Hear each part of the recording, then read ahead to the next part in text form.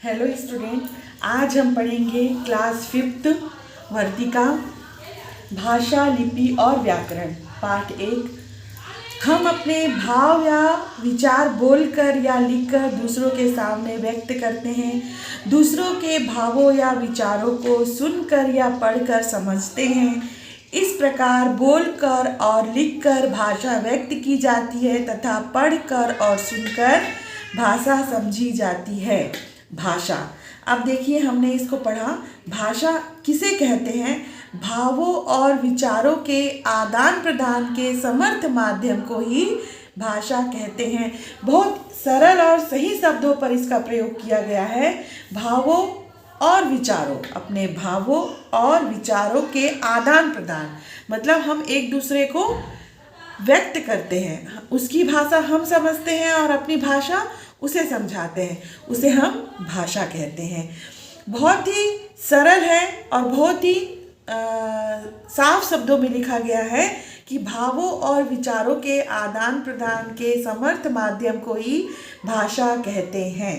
भाषा के भेद, भाषा के 3 भेद होते हैं।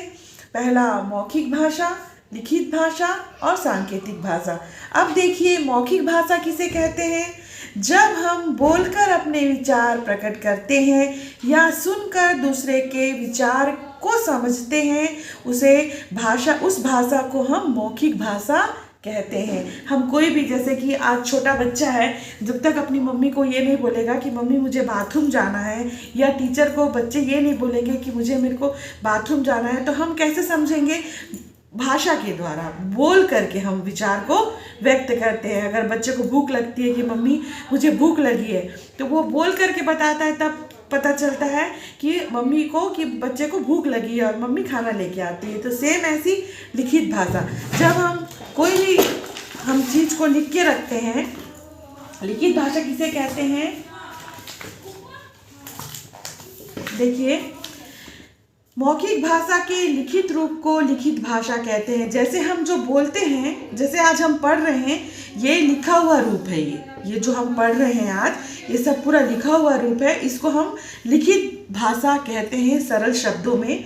सांकेतिक भाषा किसे कहते हैं? जब हम अपने मन के भावों को संकेतों के माध्यम से व्यक्त करते हैं तो उसे सांकेतिक भाषा कहते हैं, जिसे हम इशारों वाली भाषा भी कहते हैं, जो मूक बाधिर बच्चे प्रयोग में लाते हैं, जिनको बोलना नहीं, जो बोल नहीं सकते, सुन नहीं सकते, ऐसे बच्चों को, ऐसे भाई बहनों को सांकेतिक भाषा सिखाई जाती है। उसकी भी क्लास लगती है, उसकी भी शिक्षा अलग से दी जाती है बच्चों को। अब देखते हैं हम नीचे राष्ट्रभाषा। किसी राष्ट्र के संपूर्ण क्षेत्र में प्रयुक्त होने वाली भाषा को राष्ट्रभाषा कहते हैं। यही भाषा संपूर्ण राष्ट्र में विचार विनिमय का मुख्य साधन होती है। स्वतंत्रता के पश्चात हिंदी को राष्ट्रभाषा बनाने का संकल्प हमारे देश के राजनेताओं ने लिया था। इसे हम राष्ट्रभाषा कहते हैं।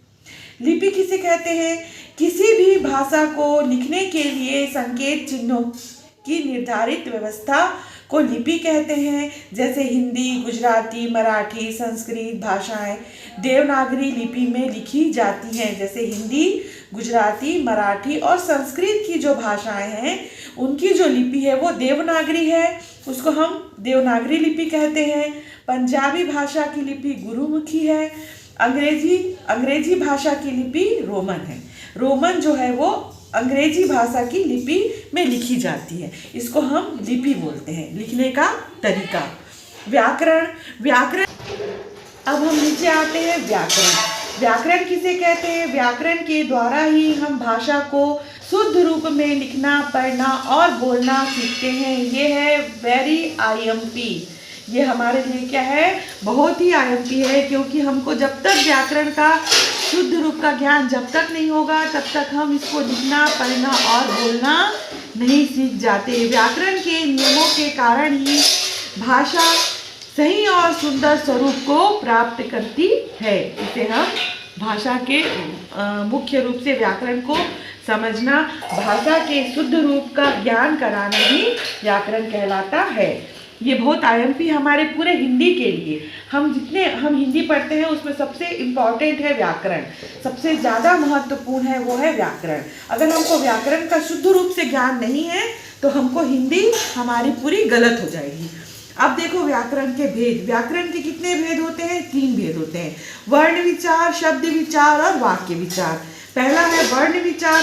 वर्ण में क्या आ जाता है, आप लोग ऐसे समझिए, वर्ण में हम सबसे पहले क्या सीखते हैं? आ से अनार्थ आ, ई, उ, ऊ,